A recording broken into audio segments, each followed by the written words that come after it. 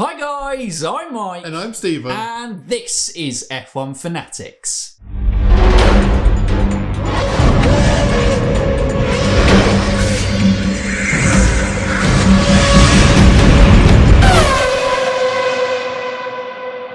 Welcome back to the channel and to another episode of the F1 Podcast. The only place in the world that you can receive F1 news, F1 chit-chat, F1 content. There are no other YouTubers. There are no other podcasts. In fact, we are F1. We like to keep things under wraps. We don't like to be the face of the show, but we're coming clean. See that stuff F1 on Sky Sports? All the races, all the things. Chase Carey, he's just a front. He's just a figurehead. Domenicali, we wanted to freshen up the face a bit. He's just a front. Really, It's us. We gave it away in the last F1 podcast pre-Christmas when we showed the calendar that we did. Unfortunately, they've ignored us. With what they've done, but we'll brush over that. But that's the proposed 2022 calendar. Okay. We already confirmed 2021 calendar. Yes, that is true. Yeah. But we are the F1 podcast. The F1 podcast. Other podcasts and outlets are available to absorb Formula One. We just have to clear that up every time, just in case somebody wants to sue us. We are also not F1. we are also not F1, but we are F1. But we're not F1. But are F1. So today, we decided we'd do a Renault special. Because that was the big news. Also, we'll talk about the revised 2021 calendar. Yes. Because that is now also big news. I guess did we mention Lewis Hamilton's contract last week? Yeah. I think we did. Yeah.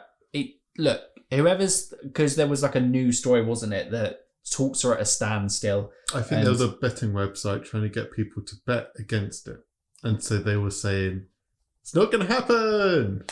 Right. So you can't really trust a betting website. No, that doesn't feel like it. If you believe Lewis Hamilton, look, we will honestly come here and we will apologise to every one of you if he retires.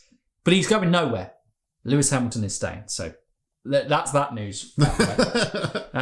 Anything else? Any other news? Can't really think. No, it's still everyone's resting. Grosjean's his dressing is fine. He's all dressing free. His hands are healed. He has a hand. 2 hands. 2 hands. Yes, 2 hands. Which is positive. Good news. You may see him doing a final F1 test. Why was there doubt in that? Which is good news? Maybe. But we may see him do an F1 test. Maybe Mercedes will give him a little run. Well, they said, so if Toto doesn't, then he's a bit of a dick. Yeah. Has to be said. He publicly said that. Yeah. So if he was just doing that as a PR stunt and doesn't follow through, God, you're going to have a very upset Grosjean over there. Yeah.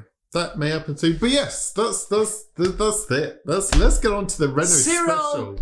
Abiteboul. He's gone. He's gone. I just had a thought. Because was it Series 2 where you have that Christian Horner Cyril, where Cyril's like, no, might even be Season 1. No, you need a driver and an engine. Ha ha ha ha. Yeah, I mean that is just a joke. But now I'm thinking Christian Horner is reversing it and going, now you need a job, mate. Yeah. Now you need a job.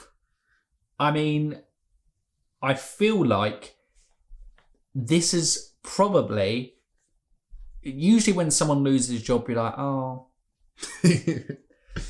I would say the general consensus of people have been pretty harsh on poor Cyril. Yeah. No, I don't think he's done a great job, and I feel sorry for him losing there. And he maybe hasn't been the most welcoming of people at times, should I say, in terms of that. But wow, were people like ripping into him losing a job? I think people were like, oh no, okay. Yep. Bye. Oh, Renault might do something now, which is why we're talking about Renault. Or should we say Alpine? Alpine? I think it's Alpine. Yeah, not Alpine. Alpine sounds right. Alpine sounds like they're a breakfast bar. Yeah, Yeah. sure. Okay. Alpine Racing. Alpine. This is literally going to be the F1 podcast today. You go, Alpine. Alpine. Right, okay, I'll stop that and we'll actually talk. So we're going to talk about today. It might be very quick. It might be a thing. Renault very quietly of making some good recruitment behind the scenes. They're now changing the guy at the very top of Renault. CEO. Likes Formula One. Yep. Oh, no, the owner, not the CEO. Yep. CEO coming is basically replaced Cyril. Yep. I'm trying to think of his... Right. I'm gonna check it. 2 minutes. We've got to look up his name. He was an Italian bloke, wasn't he? He's just some Italian geezer, ain't he, fella? Where is this? It's all about Cyril. No one likes Cyril. This is why we don't want Cyril. David Brivio. He's joining, but he's not the main guy. He's probably going to be the team principal, though, considering his background in MotoGP and the success that he's had within that So category. Marcin Budkowski is going to be the CEO. David Brivo is joining from a successful MotoGP career. And They've got Fernando Alonso. they've got I can't. Where is it? As always, you know, on the F1 Foot podcast, we are well researched. This is your Laurent Rossi. Laurent Rossi. There you go. Yes. There you go. Oh, wow. I mean, guys, if you want better up-to-date news, I really highly recommend you go and watch the F1 Word, because that's not what you're getting from us. You get patch working from there. But anyway, Renault are making good recruitments. They're acting like a top team. They're changing up. They're going, we're serious about competing at the top, and it's impressive what they're doing.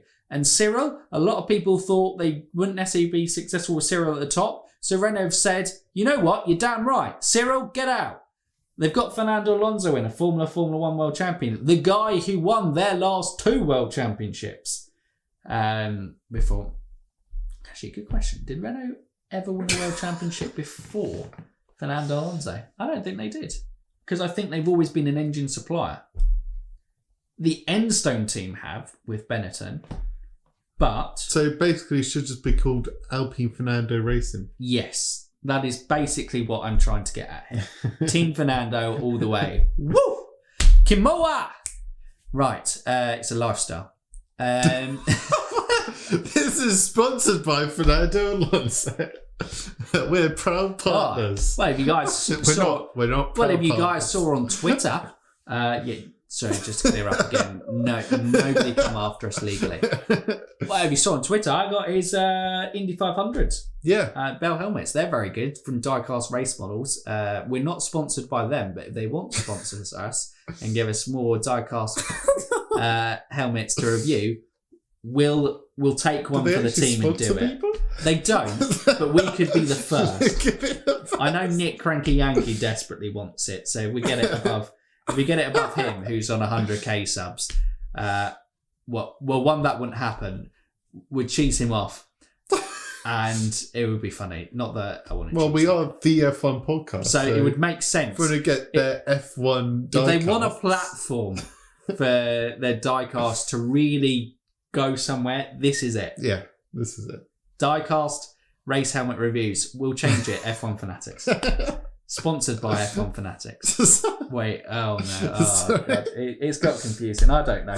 Renault, we'll stay on track. This is all over the place. I don't know. Renault, they're going well. Do you think... Because I think a lot of people write Renault off out of the blocks. They go, it's Renault. Yep. They just expect the midfield. They go, oh, they'll do all right. But they don't look at them as someone... They go... Oh, McLaren might challenge at the top. Oh, Aston Martin might do. Red Bull, Ferrari thing. But I think nobody ever looks at Renault and goes, they could be moving up to the top. Yeah. But I disagree with that. What do you think? Well, it's been quite mediocre the last few years under good old Cyril. Cyril Abitibol. 5th last year, 5th the year before. Was it even worse the year before? No, I think that? it was 4th the year before. It isn't the best record, but like you said, they're moving in the right direction. They're obviously their work teams. They have their engine. So yeah, everyone's bringing engine upgrades, but Renault are singing the praises of their new upgrades, saying it'll bring them closer to Mercedes. But it is the problem with Renault. They do have a history of bigging themselves up and it not going well. Flopping it a little bit. Yeah. Right. So I can get where people are coming from on that front. Yeah. But I do think over the past couple of years, especially, all the behind the scenes work. Look, I'm not saying 2021 Renault are going to be challenging for a title. That's impossible. Vettel's bang on right. If you're not in a Mercedes in 2021, you're not winning a title. I know you predicted Max Verstappen to win, but I know more than Sebastian Vettel, so I think my opinion is worth more than that German. Sorry, that guy. Oh, honestly, 4-time champion. What a loser. He knows nothing. Bin him off. Whoa. He's not on the F1 podcast. Did he win a title at Ferrari? Don't think so. Or is it too soon? Did I win a title at Ferrari? Sorting that wound. Did I win a title at Ferrari? No. We got things in common then, haven't we? But I thought we're on the same level. And I'm on the F1 podcast. That puts me ahead. Okay. Right. Okay. I've got a Red Bull shirt. Things with Renault that we're showing progressing through there. So with Ricciardo and Hülkenberg, it was a reliability. Renault's big issue in the hybrid era has been reliability. Yeah. Their car breaks down too often to mount a serious charge, whatever position they're going for. And 2018, they really got 4th, and Haas kind of blew it, I think, a little bit. Haas probably had the 4th quickest car that year. Wow, that in fairness, if Haas had finished 4th, it would have been even more catastrophic, the drop in 2019 from that front. But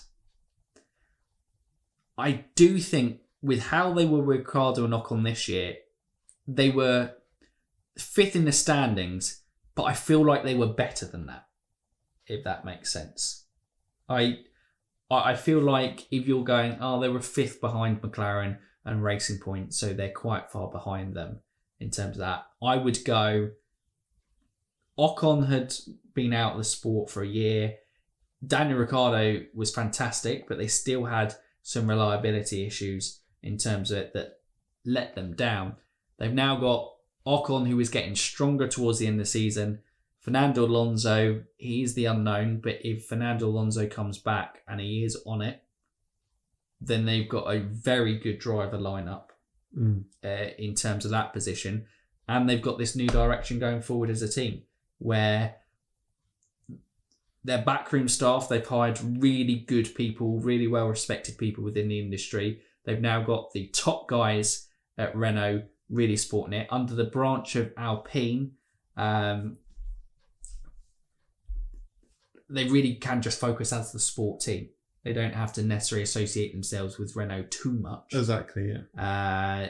In that front, and there isn't any worries with that. They can literally go all gung-ho into following the team. And I do generally think if they can get it right, this engine is good in 2021. They have to be considered as serious guys who might compete in 2022. Over the next decade. Yeah, well, wow, that's a big one. Next decade. Yeah. Well, you're going to hope that multiple teams are challenging over the next decade. Okay. With the new regs coming in 2022. Now, put Renault in there. And well, you hope everyone's in there, but Renault looking very good. And maybe, depending on how Ocon does, if he has another iffy season, they got to get Pierre Gasly in another 2022 with Fernando Alonso and Pierre Gasly, which would be an absolutely immense driver lineup. That would be, actually. That would be very, very good. Changes. But, okay. So despite that, now, where do we place Renault in terms of... So Aston Martin, McLaren and Renault. They are the three for me who are looking at it and going, we're going to compete. we're looking to take the top dogs off. I know Ferrari dropped off massively this year, but you kind of always feel like Ferrari will be there. That I'd include Ferrari still in top dogs in that bracket. Red Bull, and obviously the top dog, Mercedes. Yeah. Where do we place Aston Martin, McLaren, and Renault in that order? What, when? For next year? Just where? Where do we place them? Who do you think is the best place to mount a serious challenge going forward? See, look, I've put you on the spot. How fantastic. I won't put Aston Martin. I'm not getting on the Aston Martin hype train. I just... With Lance Stroll there, I can't... You just look at the driver lineups.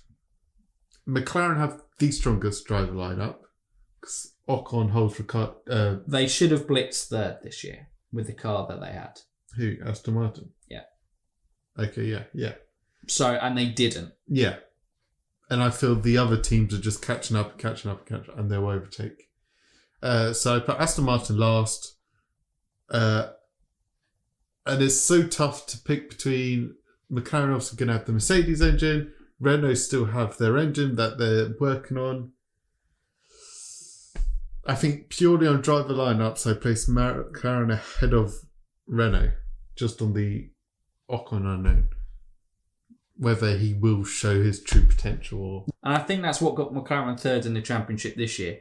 Carlos Sainz and Lando Norris outperformed the other two driver pairings of Ricciardo, Ocon, and Perez and Lance Stroll. Yeah. And, you know, Ricciardo was probably the highest level out of all of them, but Ocon took a while to find his feet, and also the reliability issues of Renault let both the drivers down as well. Mm. And, you know, a few things didn't go their way. The Mugello podium that might have been with Albon, you know, with the last safety car. Yeah.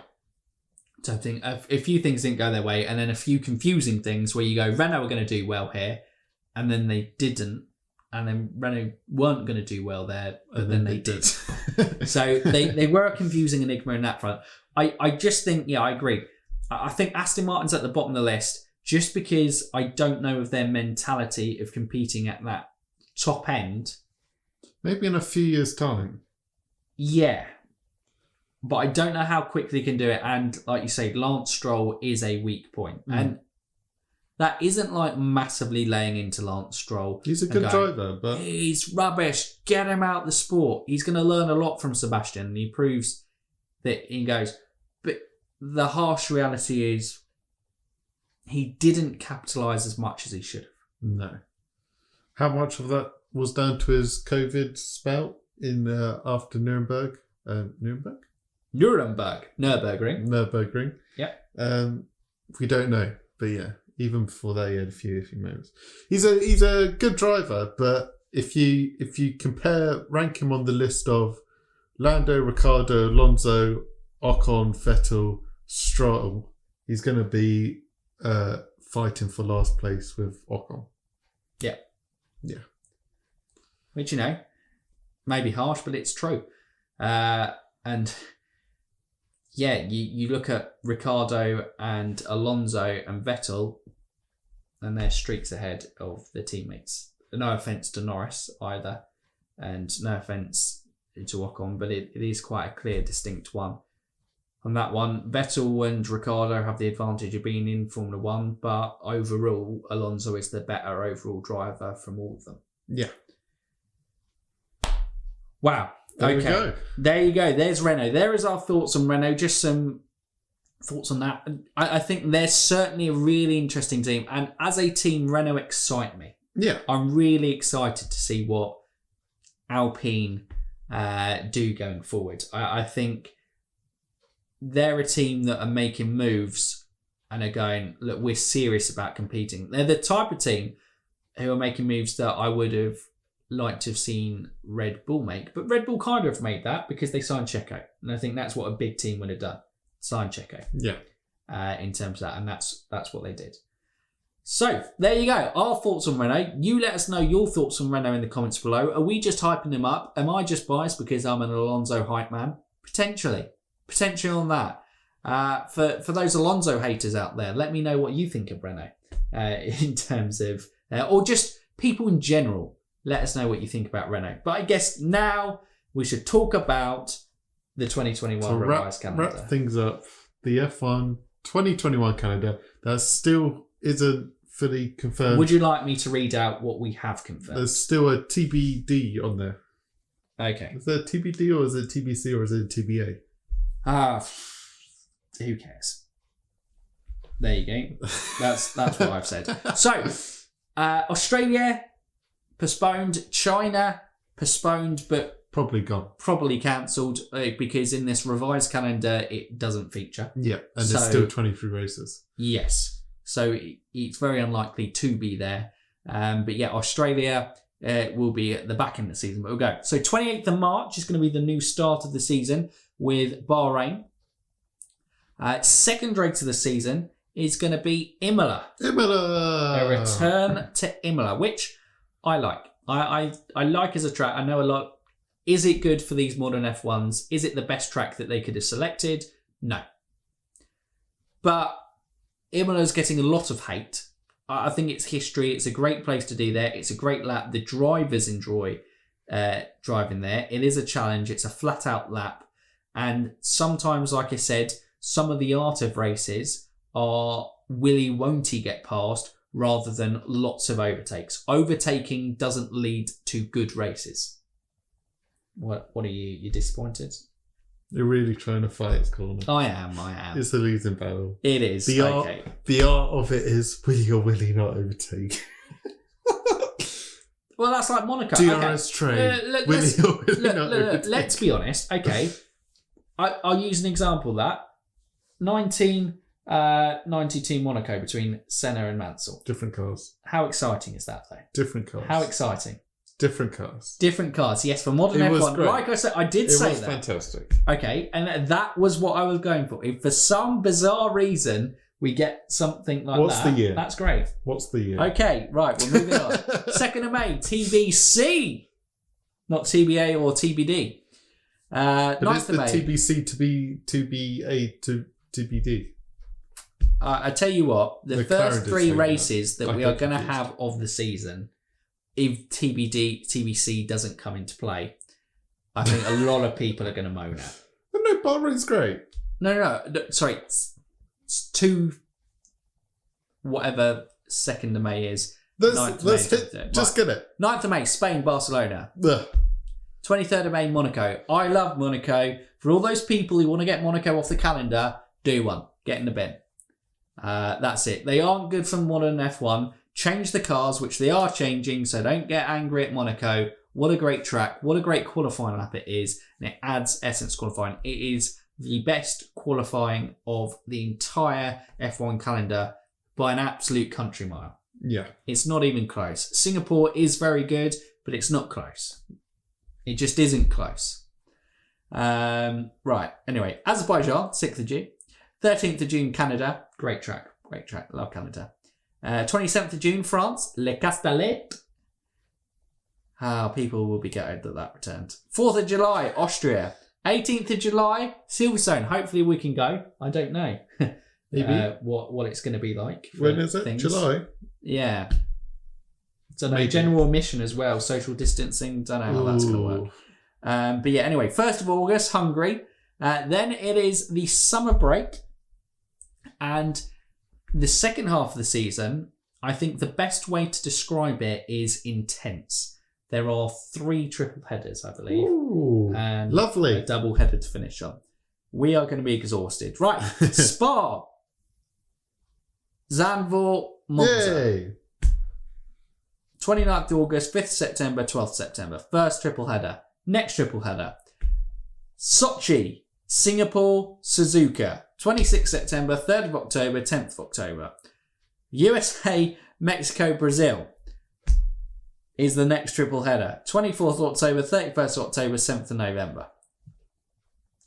Then Australia, just standalone. 21st November, just randomly plonked in there.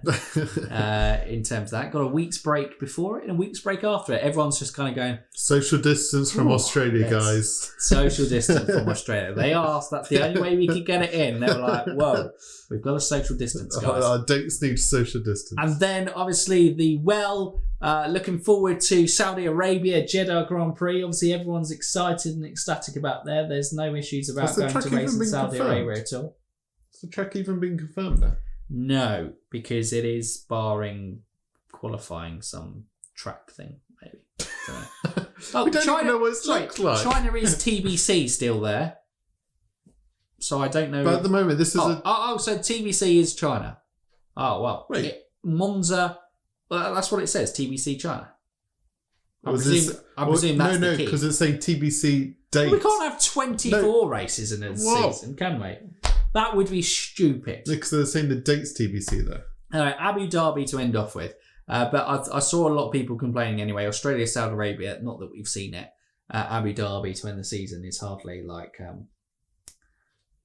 a thriller. Who cares? Lewis will win the title by then. Yeah, he would have won it by Brazil. So, yeah.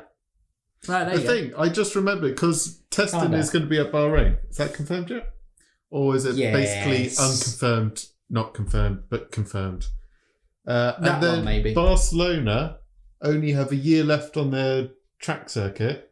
So what if this year's the last year of Barcelona? And testing permanently gets moved to Bahrain, and then Catalonia Grand Prix goes to Valencia again, or whatever, somewhere else in Spain, or nowhere in Spain, or Portimao. It goes to their neighbours. That wouldn't please the Spanish at all. That would not please the Spanish. A war will be declared if who gets to host the F1 track. I don't think it'll be a war, but no, I want a war. Okay, Stephen wants a war for who gets the F1 track. Thoughts on it? Reading through that, I think there's too many. Yeah, like you said, that second half kind of is intense. Just take away 2 or 3 tracks, it'll be fine. Well, because look, okay, let's be harsh here. Okay, right. If we're going through, okay, at the start of the thing, Bahrain, good. Imola, we could axe that. Barcelona, we could axe that. Monaco, Azerbaijan, keep. Canada, France, we could axe that. Okay, so how many have we axed? 1, 2, 3 axed. Austria, good. UK, good. Hungary, good. Spa, good. Zandvoort, good. Monza, good. Sochi can axe. Singapore, good. Suzuka, good. Austin, Mexico, Sao Paulo. Australia, I like Australia. It gets a lot of flack here, but it's not been the season opener. It might be a little bit of a worse race. But anyway, Saudi Arabia. We don't know what it is.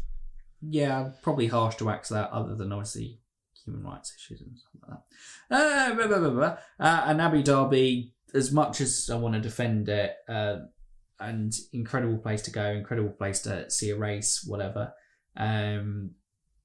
Most people would axe it because I think they just need to change it. They need to change the layout, but we've been saying this for probably a decade.